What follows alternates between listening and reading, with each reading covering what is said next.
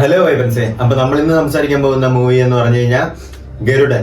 സൂരി അഭിനയിച്ച ഒരു തമിഴ് വ്യത്യസ്തമായിട്ടുള്ള വന്നിട്ടുള്ള ഒരു മൂവിനെ പറ്റിയാണ് ഇന്ന് സംസാരിക്കാൻ പോകുന്നത്. അത് നമ്മ തലയ്ക്ക് മേലെ ഗരുഡനാ സുത്തിക്കിട്ട് ഇருக்கு. പലതും നമ്മൾ കണ്ടിട്ടുള്ള ഇപ്പൊ ഈ ഇടയ്ക്ക് വന്ന വിടുതലൈ സൂര്യയുടെ ഒരു ബെസ്റ്റ് പെർഫോമൻസ് ആയിട്ടുള്ള ഒരു മൂവിയായിരുന്നു. അത് കഴിഞ്ഞിട്ട് വരുന്ന ഗരുഡനാണ് നല്ലൊരു മൂവി സൂര്യയുടെ അത് കാണാൻ പറ്റുന്നത്. അതുപോലെ ഈ ഇടയ്ക്ക് വന്ന തമിഴ് പടങ്ങളിൽ നിന്ന് ഇച്ചിരി അത്യാവശ്യം സാറ്റിസ്ഫൈഡ് ആയിട്ടുള്ള ഒരു വ്യത്യസ്തമായിട്ടുള്ള ഒരു കിടിലൻ മൂവി എന്ന് വേണമെങ്കിൽ നമുക്ക് ഗരുഡനെ വിശേഷിപ്പിക്കാം.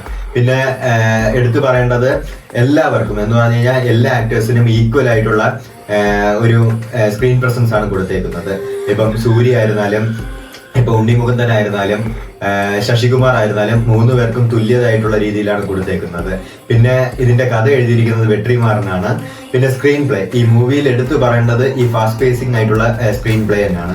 സ്ക്രീൻ പ്ലേ എന്ന് പറഞ്ഞാൽ മൂവി പോകുന്ന ആ ഒരു സ്പീഡ്, നമുക്ക് ഒരു സ്ഥലത്ത് പോലും ഒരു ചെറിയ രീതിയിൽ ഒരു ബോർ അടിപ്പിക്കുകയോ അല്ലെങ്കിൽ നമുക്ക് എന്തെങ്കിലും ഒരു ഡിസാറ്റിസ്ഫാക്ഷൻ വരുന്നതായിട്ടോ ഒന്നും തന്നെ നമുക്ക് ഈ മൂവിയിൽ ഒരു സീനിൽ പോലും നമുക്ക് കാണാൻ പറ്റത്തില്ല. നമ്മൾ ഈ ട്രെയിലർ കാണുമ്പം ഓക്കെ ഒരു ആസ് യൂഷ്വൽ ആയിട്ടുള്ള ഒരു ക്ലീഷ മൂവി ആയിരിക്കും എന്ന് വിചാരിച്ചായിരിക്കും നമ്മൾ ആ ഒരു എക്സ്പെക്ടേഷനിൽ കാണുമ്പം നമുക്ക് ഹൈലി സാറ്റിസ്ഫൈഡ് ആവുന്ന രീതിയിലായിരിക്കും ഈ മൂവി നമുക്ക് തരുന്നത്.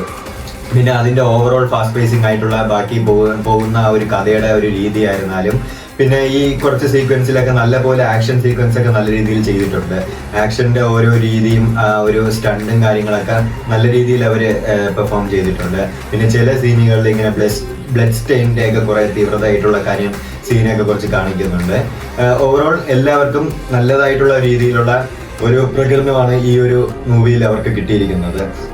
പിന്നെ പറയേണ്ടത് ലൈക്ക് വിടുതല ജസ്റ്റ് ഒരു സ്ലോ സ്പേസ് ആണെങ്കിലും ഇത് തീർത്തും ഒരു ഹൈ പിച്ചിലേക്കാണ് മൂവി തുടക്കം തൊട്ട് അങ്ങ് പോയിക്കൊണ്ടിരിക്കുന്നത്. സോ അതുകൊണ്ട് നമുക്ക് ഇപ്പൊ മൂവി തുടങ്ങുന്ന ടൈമില് ഇപ്പം നമുക്ക് അവസാനം എൻഡ് എന്തായിരിക്കും നമുക്ക് തീർത്തും കാണാൻ പറ്റില്ല. ലൈക്ക് ഒരു ക്ലീശ പോലത്തെ ഒരു നോർമൽ വരുന്ന ഒരു പേസിൽ തന്നെയാണ് movie.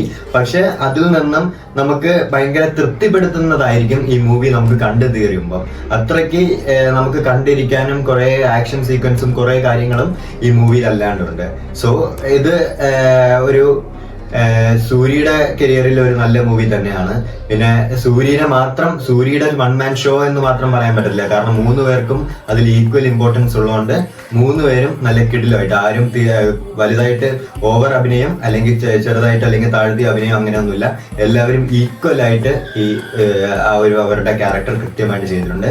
So it's A nice movie. ഒരു പ്രതീക്ഷയില്ലാതെ കാണുന്നെങ്കിൽ ഇറ്റ്സ് എ ഗുഡ് മൂവി. ഞാൻ സിനിമയിൽ പോയിട്ട് വരാം. സുരേഷ് ഗോപിയുടെ സൂര്യ മൂവി. ഓ മറ്റേ ഉണ്ണിമുകുന്ദൻ. ട്രെയിലർ കണ്ടിട്ട് വലിയ പോരാ. ഞാൻ എന്തായാലും കണ്ടിട്ട് വരാം, നോക്കാം. Okay. A few hours later. കിട്ടില്ല പടം. എന്റെ പോയിന്റോ ട്രെയിലർ വലിയ പോയായിരുന്നു. പക്ഷെ ട്രെയിലർ കണ്ടിട്ട് പോവല്ലേ സിനിമ കാണണമെങ്കിൽ. നല്ല രസം. കിട്ടില്ല പടം, കിട്ടില്ല പടം. ഫുൾ ആക്ഷൻസ് ഒക്കെ എന്റെ പോയിന്റോ വിഷയമായിട്ട് എടുത്ത് വെച്ചിരിക്കും. സൂര്യ പൊളി. ഉണ്ണിമുകുന്ദൻ ശശികുമാറൊക്കെ അവർ അതിനൊക്കെ അപ്പുറം പൊളി. 3 നേരം കൊള്ളാം. നല്ല സിനിമ കാണാം കേട്ടോ. ട്രെയിലർ കണ്ടിട്ട് പോവല്ലേ എന്തായാലും. കിട്ടില്ല പടം. മോ ഹാപ്പിയാണോ? ഉണ്ണിമുകുന്ദൻ ഫാൻ ഹാപ്പിയാണോ?